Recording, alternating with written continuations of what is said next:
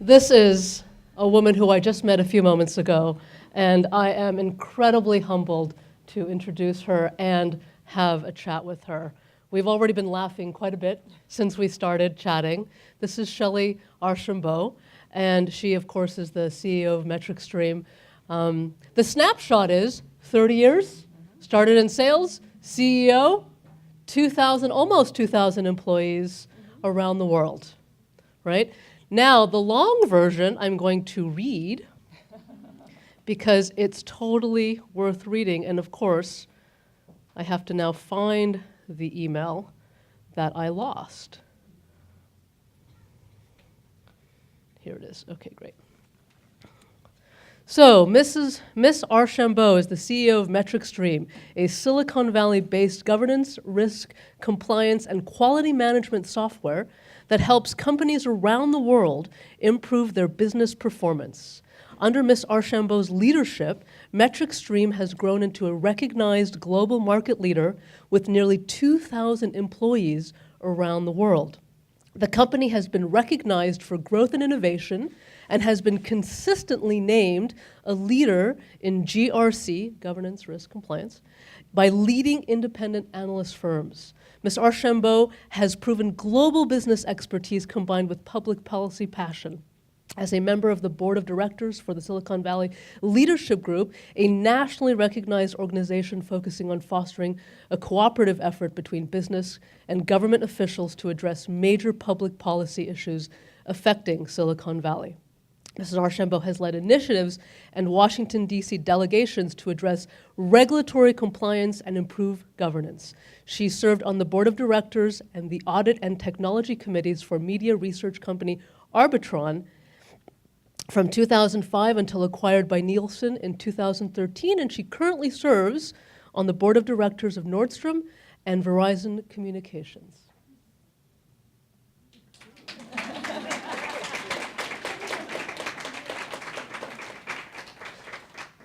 Welcome. Thank you.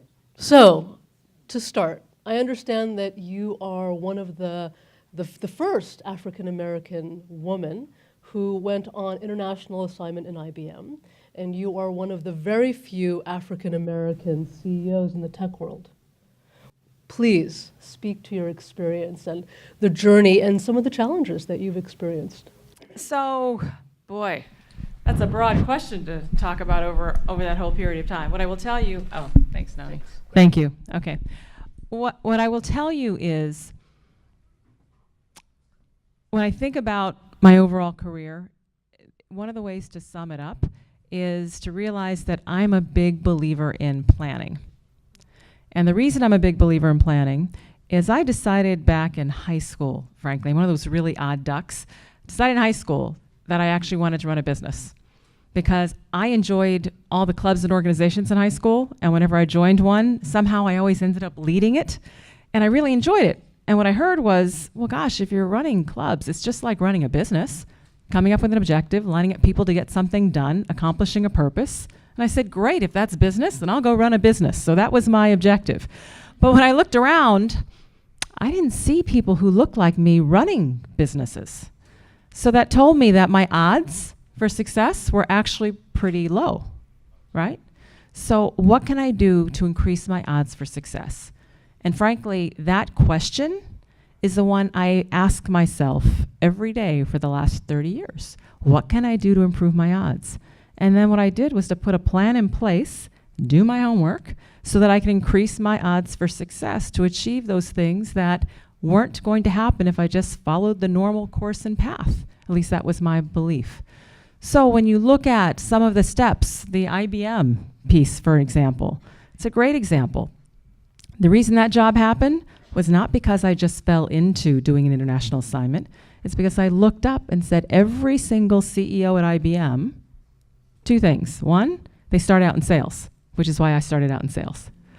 Two, once you got to an executive level, everyone that was a direct report to the CEO in a line job did an overseas assignment at some point in their executive career, every single one of them.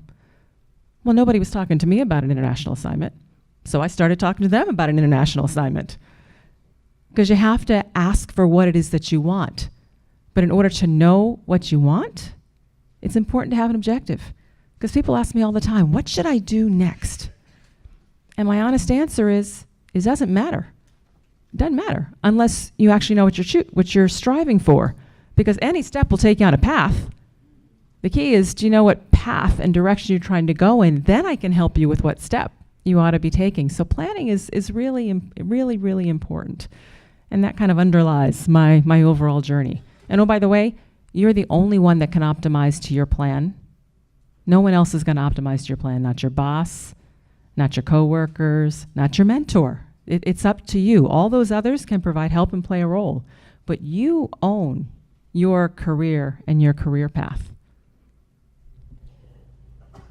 So many of my clients, I do a lot of executive coaching. Can you all hear me? No? Okay, great. And when I ask them, great, so what would you like? There's a lot of hemming and hawing. When you talk about what would you like, what advice do you have for those out, in the audience who may not know what they would like? Yeah. That's a good question too. So, all right, you're gonna learn a little bit about Shellye. So let me tell you the advice that I really don't like. The advice I really don't like is, do what you love. What the heck is that? I mean, you're going to work and live decades and decades and there's no way that there is one thing that you love that you should center your entire career around, in my opinion. So, I also believe that we make our own happiness. Nobody's responsible for my happiness. I'm responsible for my happiness. So, the best advice I got early on, and this was when I was in college, is, okay, I knew I wanted to run a business, but I didn't know what kind of business, and I didn't really know what industry. So the advice I got was, pick the industry that is growing, that's innovative and disruptive, because when you do, it will have the most opportunities. And the more opportunities there are, the higher your odds for actually getting growth opportunities, right? It just makes sense. The more opportunities there are for growth, the better your personal odds probably are. So this was the 80s. Technology was then starting and booming, and lots of things were happening. And that's why I picked tech. It wasn't because I loved technology. It's because I wanted to go in a place where I thought I could actually make a career and have better odds for success. But you know what's actually cool? Is when you're in an industry that's growing and evolving, you learn a lot. You learn a lot. And that tends to feed your energy and you get excited, at least for me. I like being in growth. I like being challenged. So all of a sudden, after 30 years, I really like tech. And I liked tech, earlier, but it doesn't mean that I woke up and said, oh, I love technology.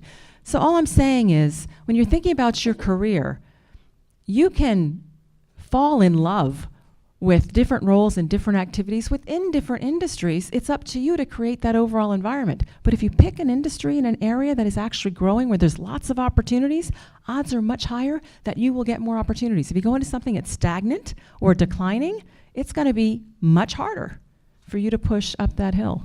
And so what I'm also hearing you say is, try lots of things. Absolutely. Absolutely. I like to tell my kids, you're going to live 150 years, so you have to work at least 100. So it doesn't matter what you do right now. You'll have a chance to do a whole lot of things in 100 years. So try lots of things. If you don't like it, try something else. Right. What have you tried that you didn't like that actually helped you in the long run, that you realized later? Well, the simple answer is typing. My mother made me take typing in high school, and I hated it. And thank God, right, in terms of now. But no, seriously. What did I do? One of the things that I didn't like in terms of all that much was I had a staff job that was trying to, help IBM get some things going in the whole online space. So, for instance, here's IBM, and again, this is the 90s. And IBM was very focused on direct sales. The people who had the most credibility, made the most money, the whole bit, were the ones that actually drove the business. Well, the way IBM works, and a lot of companies work, is you kind of do a line job, staff lab, line jobs, as you get well-rounded. So the staff job I got was helping IBM actually build a telemarketing, capability. Well, it's kind of one step to the side. So I'm thinking, okay, it wasn't something that was very what should I say, high profile within the company. So that job, right? When first, I didn't necessarily like the job. Except what I'll tell you is back to you make your own happiness. What I found was, oh, this is actually kind of innovative because nobody's done this before. So therefore, we could try a lot of different things. And suddenly we actually had fun with it because we could try things and there weren't rules and there weren't boundaries. And so we could push the envelope. And it actually ended up being a great opportunity. But for the first, 3-4 months, I was kind of like, what am I doing here? So I had to change my attitude. And say, wait a minute, I'm not the victim. I'm only the victim if I let myself be the victim. So how do I change this so this becomes my playground and something that I enjoy? So I really encourage you so much about your surroundings and things that you do. You can control. You are not a victim. So that would be my example. I'm having a major crush right now, so just taking a breath, chilling out. You make your own happiness, right? Like, this is such a huge statement. Marjane talked about in groups, and she talked about if you're a male of color, you can find yourself in the white male group. And if you're a white woman, you can find yourself in the women group, right? So how do you make yourself happy? How do you find happiness when you're not part of an in-group? You create your own group. Yeah. When I became CEO, and this was 12 years ago. So when I became CEO for the first time, and I looked around, and frankly, I couldn't find any other African-American CEOs then. But I knew that I needed a network and a group and someplace that I could let my hair down because it was the first time. I mean, this is what I had strived for, right? This was my goal and my objective, and bang, I got it, right? This is fantastic. But it was so lonely. All of a sudden, I had no peers. You have peers that you can go and let your hair down, talk about things, share stuff, share frustrations, and it's all safe, right? You guys have those relationships. But suddenly, everybody either worked for me or I worked for them. So I couldn't have those kinds of relationships, either up and or down, but I needed it. So I actually went out and found a group of women, and we created our own, if you will, peer group that we could share ideas, et cetera. And they were all building companies as well. And we're still 12 years, we've ebbed and flowed as people have kind of come in and out of running the overall job, but we're still together today and can absolutely make the call to say, oh my gosh, right? Here's what's going on or what's happening. So you got to make your own group. So I'm hearing community. I'm a big believer in community. Build your community, figure out who your community is, and then create that community for yourself so that you can be happy, so that you can change your attitude if you find yourself stuck. Talk about mentorship. Mm-hmm. What's the value of mentorship? We hear about that all the time now. Yeah. The value of mentorship comes if you're a good listener. So what's the value of mentorship? The value of mentorship is increasing the perspectives that you can therefore embrace and put into your own decision making. Purpose of a mentor is not to be told what to do. Purpose of a mentor is to share their set of experiences, their overall background, so that your experience, even though you didn't have it personally, suddenly grows. You get to leverage not only your experience, but others' experience in your overall decision making, so that you can make hopefully better informed decisions that will hopefully therefore be more successful. So I think mentors and having people that you can indeed bounce ideas off of, right, share challenges, get thoughts, is really important. And oh, by the way, it's not one person. It's not like you have one mentor and that's your mentor for life. At different stages, you need different perspectives, different backgrounds, different input. So I encourage people to have a number of them. And trust me, it doesn't even have to be as formal as the mentor. One of the things that I did, and actually let me share a story, because it was big. We talked about aha moments. Cynthia talked about aha moments. A big aha moment for me was in IBM. I'm not even 30 yet, so I'm probably 27, 28. IBM put in a program where they were going to assign formal mentors to high potential people. Okay, great. And one of the things they did was they decided to come and ask, if you were a hypo, who you wanted to be your mentor. which was, I thought, kind of a good idea, right? Well, Roland Harris was a gentleman who was 2 levels up from me. I already knew him. We had a good relationship. So when I was asked who I wanted to be a mentor, I'm like, well, I know Roland and he's good. I want it to be Roland. Great. 2 days later, bring, it's Roland. Shellye, hi Roland. Shellye, you put me down to be your mentor. Now this didn't sound like a good call. And I'm like, yeah? And he said, why would you do that? And I'm thinking, because I thought we had a good relationship. And I'm thinking, oh my God. And he said, you already have me. Go get somebody else. So I actually put that on steroids. And I will tell you, over the course of my career, I have had hundreds. I've had hundreds. Because when I found people who I thought could give me a perspective that would be interesting or be helpful, whatever, I just adopted them. And it made a huge difference. Back to increasing your odds for success and planning and doing your homework, it really helps if you have a lot of overall perspectives. Because no matter what job you have, and oh, by the way, a mentor is not just for what's the next job. Think about mentors for the job you have, because you can't get to the next job until you nail the one you have. And I don't care what your job is, somebody else has done it or done something pretty similar. So why should you have to start from scratch? Leverage that. Going back to your comment about don't be a victim. How do you not be a victim when one is, I'm trying to not say you, when one is experiencing a lot of challenge, a lot of conflict? So what I'm hearing is, it almost sounds like, hey, get a mentor who challenges you. Get a mentor who thinks differently. I mean, my best friend is a straight white Republican. It's pretty awesome, actually. Challenging, but awesome. I mean, I learn a lot. How do I step out of being a victim if I am not part of the in-group? I'm trying to build my community. I'm trying to figure out what I'm trying to do. I'm trying to find my purpose. I'm trying to be happy, but I'm really feeling challenged. Like I've got this person coming on at me, and this is not. That's the best way to explain it. Everybody gets it. So it's a couple things. So first is find a cheerleader.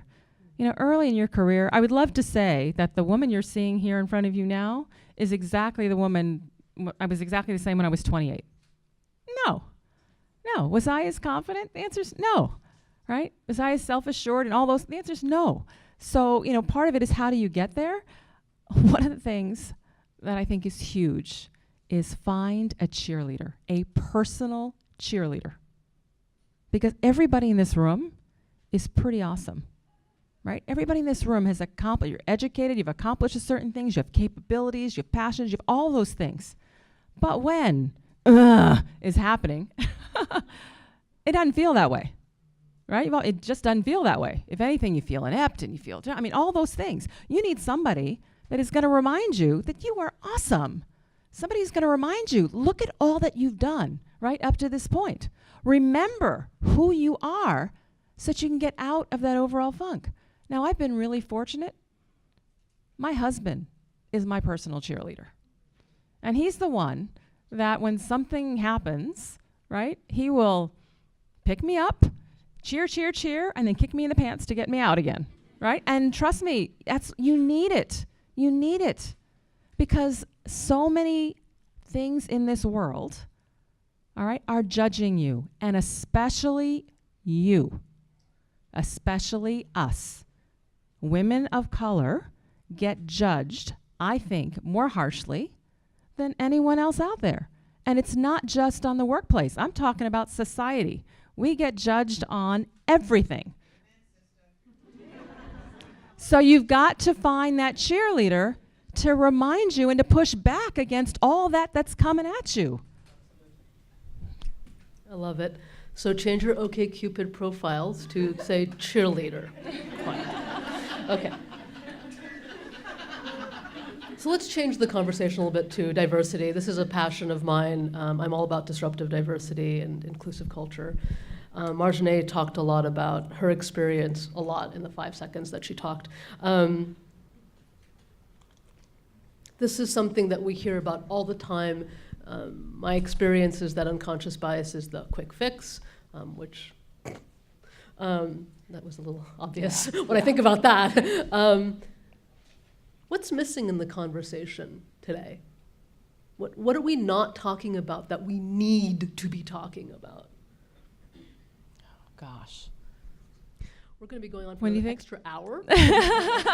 Seriously. Oh, man. So when we're talking about when you're saying is when we're talking about diversity and inclusion, what's not being discussed? What's the elephant in the room? What are we what's not talking about? So let me tell you what's not being discussed. What's not being discussed, and working on analogy here, what's not being discussed is the backpack that everyone in this room is carrying. All right? Now, what's in this backpack? What's in this backpack is all the responsibilities you have at work. What's in this backpack is all the responsibilities you have for your family.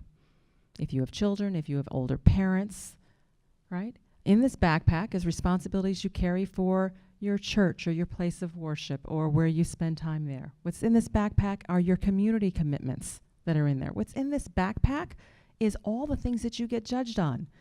How is your hair today? Are you dressed in the latest style? Is your home clean when people actually walk in and say hello? You're being judged on all of that. Are your children dressed perfectly? Is their hair in place? Are they going to the best schools? Are they getting the best grades? I can go on forever, right? All that stuff is in this backpack. Take that damn thing off already. That's right. That's right. It weighs a ton. And we walk in at the beginning of the day carrying this heavy backpack that our white males, I'm sorry, they are not carrying. They are not carrying that backpack. So we're starting off at the race. We're all in the same line. We've all got the same education. We got all that stuff. But we're carrying this backpack trying to run down that path. That's what people aren't talking about. We come to the table with more on us, more weight that we are carrying. So you know what? It is harder. And that's not necessarily acknowledged in the discussion. So that's what we're not talking about. I love it. Take risks, get a cheerleader, build your community, take risks, right? That's right. Do that. Shellye Archambeau. Thank you, everyone.